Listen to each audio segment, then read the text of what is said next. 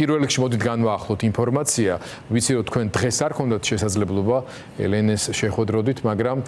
საინტერესოა რა ინფორმაციამ გამოაღწია მისი მდგომარეობის შესახებ, რა გართულებებს აქვს ადგილი, რო აღწეროთ ეს სრულად რო გასაგები გახდეს ადამიანებისათვის, რომლებიც ამ დინამიკას ისე ინტენსიურად არადევნებენ თვალს და შემდეგ ვილაპარაკოთ იმაზე, როგორია რეაქცია პენტენციური სამსახურისა და ზოგადად ხელისუფლების მხრიდან. მოგესალმებით გიორგი, დიდი მადლობა მოწვევისთვის, მივესალმები რეჟიმის და პოლიტიკურ ტყვეებს. პირველ რიგში მადლობა მინდა უთხრა ჩემს კოლეგას ქალბატონ მაკაიოსელიანს მისი მაღალი პროფესიონალიზმისთვის, გამოჩენილი პასუხისმგებლობისთვის, ასევე ჩვენს კოლეგებს საზღვრებს გარეთ, რომლებიც დაგვეხმარნენ არაერთი კონსულტაცია ჩავატარეთ მათთან დისტანციურად, მას შემდეგ რაც ელენეს ისტორია გამოვითხოვეთ ადვოკატების მეშვეობით და სავარაუდო დიაგნოზებთან დაკავშირებით ჩამოვყალიბდით. რაც შეეხება დღევანდელ გამოხმაურებას, ჩვენ მათგან არ გვაქვს არანაირი რაღაც მკაფიო პასუხი ან გადაწყვეტილება. ერთადერთი სიახლე, რომელიც მე გუშინ შევიტყვე ექიმისგან, ეს არის გარკვეული დამატებითი კვლევა, რომელიც მათ გადაგზავნილი აქვს და ამასთან დაკავშირებით მე მანამდე ინფორმაცია არ მქონდა, თუმცა ეს კვლევა შეეხება იმ საეჭვო დიაგნოზს, რომელთან დაკავშირებითაც მე 3 დღის წინ საუბარი მქონდა ციხის ადმინისტრაციაში მის დირექტორთან და ასევე მთავარ ექიმთან. მაგრამ აქვე აუცილებლად უნდა გამოვეხმაურო ეთერის საშუალებით არ მქონდა შესაძლებლობა პენტენციური სამსახურის მაღალჩინოსნების განცხადებებს, ამ განცხადებებში ერთმანეთს მიყოლებით ზუსტად მეორდებოდა ეს სიტყვა წყობა, რომ საბედნიეროდ საეჭვო დიაგნოზი არ დადასტურდა. საერთოდ რა დიაგნოზზე საუბრობენ ისინი, ან რა შეგიძლიათ გვითხრათ, თავისთავად ცხადია პერსონალური ინფორმაციის საიდუმლოს დაცვის აუცილებლობის გათვალისწინებითაც. დიახ, მე მინდა გამოვეხმაურო და რადგან ახლა მაქვს შესაძლებლობა აუცილებლად გამოვეხმაურები, მათ წინწრებად გააკეთეს განცხადება, მიუხედავად იმისა, რომ იცოდნენ ექიმი დღის მეორე ნახევარში უნდა შესულიყო ელენესთან და ეს იყო უაღრესად მნიშვნელოვანი ეტაპი, ვინაიდან ამ მიმართულებაში დიაგნოზს გულისხმობდა ზოგადად რევმატოლოგიას, ძალზედ მნიშვნელოვანია ექიმის მიერ პაციენტის ხელით გასინჯვა და ექიმი ჯერ კიდევ არ იყო შესული ციხის ტერიტორიაზე, საკმაოდ დიდი დრო გავიდა მას შემდეგ, რაც მათ გააკეთეს განცხადება, წინწრება და მე მინდა ვთქვა, რომ ეს იყო ყოვლად უპასუხისმგებლო განცხადებები. ისინი, არ ვიცი, მე შემიძლია ვთქვა, რომ ალბათ გარკვეულწილად ინფორმაციას ჩამორჩენილები იყვნენ და კიდევ ვიტოვებ იმედს, რომ სხვა დიაგნოზთან დაკავშირებით საუბრობდნენ, ანუ განსხვავებულ დიაგნოზთან დაკავშირებით, ვიდრე ჩვენ გვაქვს საუბარი და ფაქტობრივად მე დამრჩა საბეჭდილება, რომ მათ გარკვეულწილად შექმნეს, ასე ვთქვათ, გარემოება, განწყობა იმისა, რომ ელენეს არ ესაჭიროება მულტიპროფილური კლინიკა, ან რაიმე სახის დამატებით ჩარევა, მკურნალობა, დიაგნოსტიკა და ასე შემდეგ. კი ბატონო, თქვენი დღევანდელი სტუმრობა ეთერში იმით არის მნიშვნელოვანი, რომ მათ შორის როგორც ექიმმა აუხსნათ საერთოდ რატომ დგას აუცილებლობა მულტიპროფილურ კლინიკაში ელენეს გადაყვანის, როგორც დიაგნოსტირების შემდეგ უკვე მკურნალობის თვალსაზრისით, იმიტომ რომ შეიძლება გაჩნდეს ასეთი აზრი, რომ რატომ იქ ადგილზე რატო არ შეუძლიათ დაუშვათ უმკურნალონ და ასე შემდეგ, იმიტომ რომ მე მოვისმინე დღეს თქვენი კოლეგების განცხადებები, მათ შორის საუბარია მკურნალობის ისეთ აუცილებელ მეთოდზე, რომელიც აი ტრავმატოლოგი როცა საუბრობდა, მან გაუსვა ხაზი ამას, რომელსაც ძალიან ბევრი თანმდევი, ასე ვთქვათ, შედეგები და ფაქტორები მოყვება და რომლის კონტროლით ციხის იმ პირობებში, რომელშიც არის ელენე, შეუძლებელია და შეიძლება ამან ძალიან ბევრი პრობლემა გამოიწვიოს და თუ დროულად არ მიეხედა, კიდე შეიძლება მივიდეთ ინვალიდიზაციის ფაქტამდეც. დიახ, აბსოლუტურად გეთანხმებით, მე შევეცდები მოკლე მიმოხილვა გავაკეთო თუ რატომ საერთოდ რა უსწრებდა ამ ყველაფერს წინ. ელენემ პირველად 6 დეკემბერს დააფიქსირა პენტენციური დაწესებულების წინაშე, რომ მას ჰქონდა ძლიერი სახის ტკივილები, რომ მას ესაჭიროებოდა დიაგნოსტიკა, ჩარევა ექიმის მხრიდან, წარმოიდგინეთ 6 თვეა ფაქტობრივად გასული, მას უტარდებოდა აღნიშნული სპეციალისტის მიერ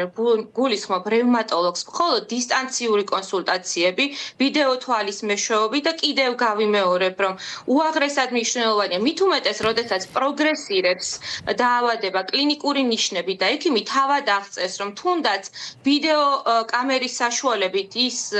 აღწერს, რომ ელენეს სიმპტომები არის გაუარესებული, მას უნდა გაესინჯა. თუ ის თავად არ გამოთქვამდა სურვილს, პენიტენციურ დაწესებულებას უნდა დაებარებინა აღნიშნული ექიმი. ამის შემდეგ არის დაკარგული ძალიან ბევრი დრო. ფაქტობრივად 6 თვე ჩატარებული აქვს გარკვეული კვლევები, რასაც ისინი თავად თვლიდნენ საჭიროდ, მაგრამ საბოლოო ჯამში დიაგნოზი, რომელსაც ისინი პაფიოდ ჩამოაყალიბებდნენ, შემდგომ ამ დიაგნოზის შესაბამისად უმკურნალებდნენ და ელენეს აი ეს ტანჯველი სიმპტომები და განსაკუთრებით ხაზგასასმელია ტკივილი, რომელიც არის ძლიერი, უწყვეტი, მუდმივი ხასიათის და მოიცავს ფაქტობრივად სახსრების უმრავლესობას, რომელიც ადამიანს აქვს ორგანიზმში და შეუძლია ნებისმიერ ადამიანს წარმოიდგინოს, რაოდენ რთულია ამ ტკივილის ატანა 24 საათიან რეჟიმში, ის ფაქტობრივად ამ ტკივილით იტანჯება 6 თვის განმავლობაში და მეტიც. ამ ტკივილის ინტენსივობა იმატებს, ტკივილი მართული არ არის, სიმპტომები არ მცირდება და ფაქტობრივად ამ შემთხვევაში პენიტენციური დაწესებულება, მისი სამედიცინო მიმართულება არის უძლური, ვერ მართავს პაციენტის მდგომარეობას და ეს არის ყველაზე მნიშვნელოვანი, რომ ეს ტკივილი ამ დაავადების უმართავობა უტოლდება წამებას, წამების ტოლფასია და რაც არ უნდა ისაუბრონ მათ, რომ ისინი მართავენ, არ რაიმე სახის მედიკამენტს აძლევენ, აბსოლუტურად განსხვავებულზე მეტყველებს ჩვენთვის ელენეს კლინიკური მდგომარეობა.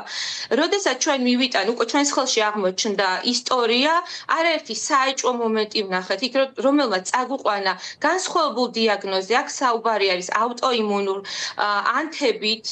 სისტემურ დაავადებაზე, რომელიც პროგრესირებს და ადეკვატური ჩარევის გარეშე მას შეუძლია, რა თქმა უნდა, პროგრესირება და საბოლოო ჯამში ადამიანის ეტლში ჩაჯდომა. და თუ კი არ მოხდება დროულად მკურნალობის დაწყება, საბოლოო ჯამში ეს პერსპექტივა ნამდვილად არსებობს. და რაც შეეხება მკურნალობას, მოსალოდნელი მკურნალობა, ასევე ელენეს თანხლები დაავადების წინა ისტორიის გათვალისწინებით და ყველასთვის ცნობილია, რომ 2024 წელს ელენემ ძალიან დიდი მკურნალობა ჩაიტარა, დიაგნოსტიკა მკურნალობა თურქეთის რესპუბლიკაში, რომელიც ასევე აღწერს, ეს დოკუმენტებიც მრავლის მომცველია და მათ ეს ყველაფერი დეტალურად უნდა განეხილათ. თუ კი ჩვენ ამ ყველაფერს გავითვალისწინებთ, ამ თანხლებ დაავადებებს წინა ისტორიას, მას ესაჭიროება კომპლექსური გამოკვლევები, ვინაიდან მკურნალობის დაწყება ვერ მოხდება, სხვაგვარად, ვინაიდან ეს პრეპარატებიც, რომელიც სავარაუდოდ მას ესაჭიროება, საჭიროებს მონიტორინგს, მუდმივ მეთვალყურეობას, ექიმის და ასევე სხვადასხვა კლინიკურ ლაბორატორიულ კვლევებს, რაც ციხის პირობებში გამორიცხულია მოხდეს და ერთს დავამატებ, როდესაც ელენე გადაიყვანეს მაგნიტურ რეზონანსულ ტომოგრაფიაზე და ეს იყო 19 აპრილს. ის ამ კვლევაზე გადაიყვანეს ხელბორკილ დადებული ბადრაგირების მანქანით და ის აღწერს, რაოდენ ტანჯველი იყო ეს გზა მისთვის. მერე შემდგომ უკვე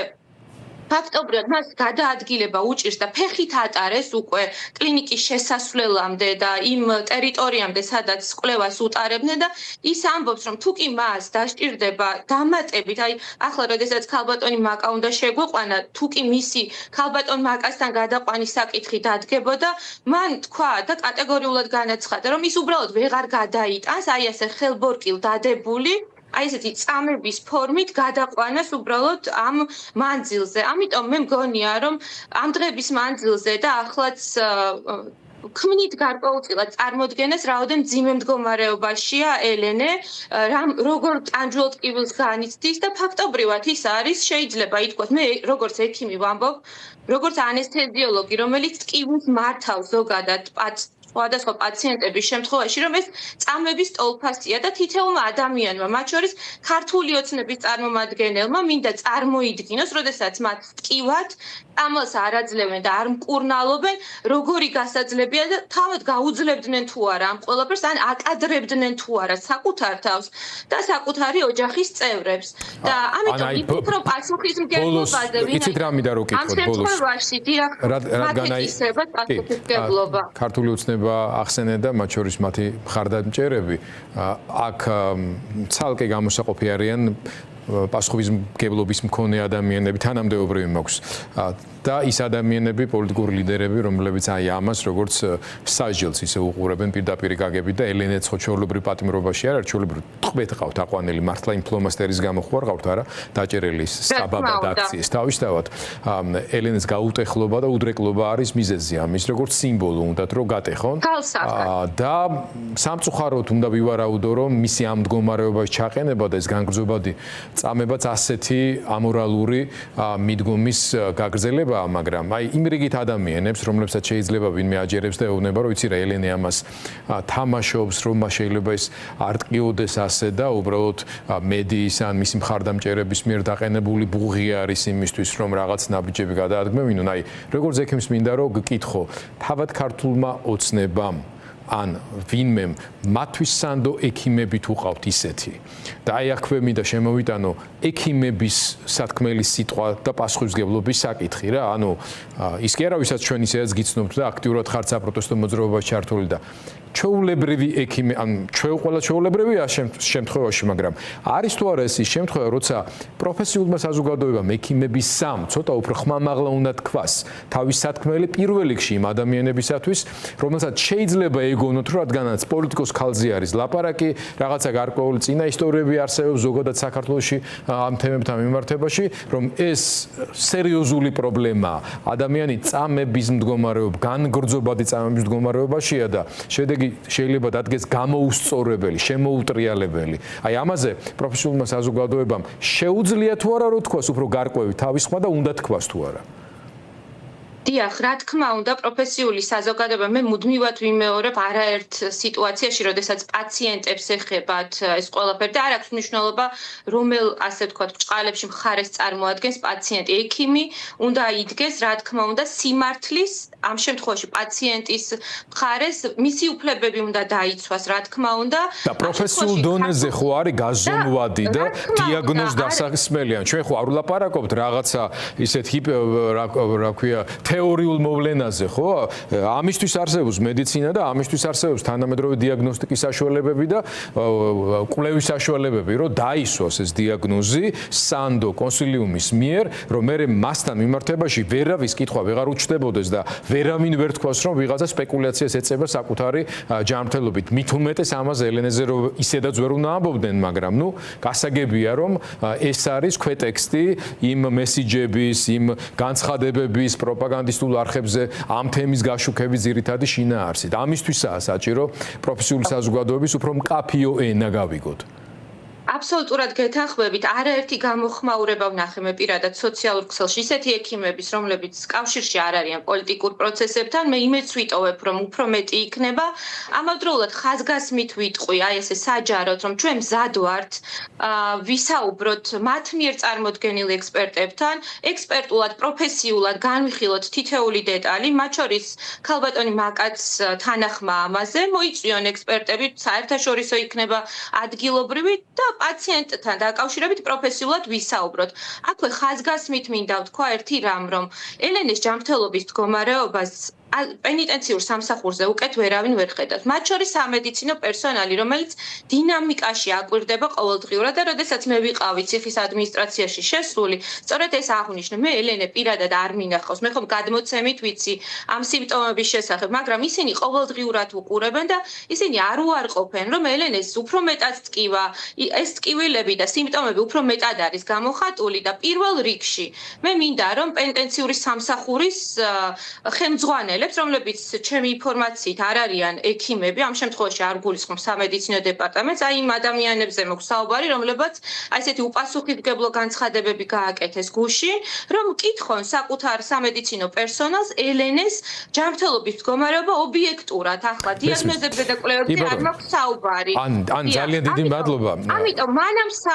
მანამ სანამ ისინი ვინმეს დაადანაშაულებენ, აუცილებლად უნდა გაითვალისწინონ, რომ სრული პასუხისმგებლობა პასუხისმგებლობა ამ შემთხვევაში დღევანდელ ელენის ჯანმრთელობის მდგომარეობასთან დაკავშირებით, იმ 6 თვესთან დაკავშირებით, რომელიც პაციენტს დააკარგინეს და იმ ჯანმრთელობასთან დაკავშირებით, რომელიც დააკარგინეს, დიახ, ამასაც პასუხისმგებლობით ვაცხადებ, არის პასუხისმგებელი, რა თქმა უნდა, ქართული ოცნება, რეჟიმი და მე ვფიქრობ, რომ მნიშვნელოვანია დროულად მიიღონ გადაწყვეტილება, მანამ სანამ